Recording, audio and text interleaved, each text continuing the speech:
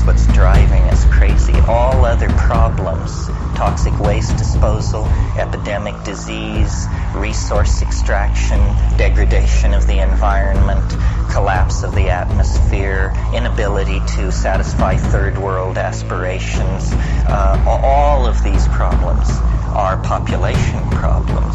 And capitalism doesn't want to talk about it because capitalism is not a human being. Capitalism is a Moloch, a god, a god of bloody sacrifice that sees human beings as ants. And the more ants there are, the more offerings there can be to Moloch. But this is not a good situation for us ants. And capitalism is a gun pointed at the head of global civilization. If you read the theoreticians of capitalism, Adam Smith and so forth, capitalism assumes an unlimited exploitable frontier. There is no such creature. So it has turned pathological. The only frontier now left to exploit is not a frontier in space, but a frontier in time. We steal the future from our children by plunging massively deeper and deeper into debt. But this frontier, the end is in sight. And when we hit that wall, we will join the Eastern Bloc in a fundamental reappraisal of our situation.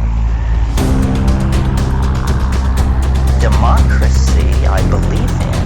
I think democracy is the psychedelic form of government because I don't see it as a product of rational thought.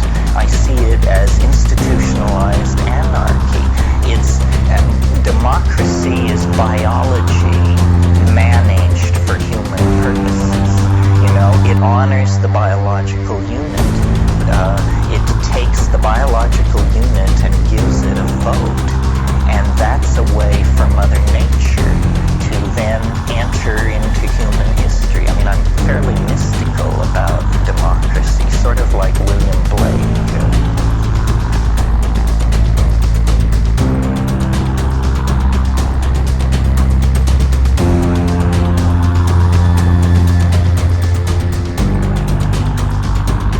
I think, that we have to consciously deconstruct this constipated, classical, industrial, linear, dominator civilization that we're trapped inside because it's a vehicle we can't steer. It's glued to the tracks which run right over the cliff.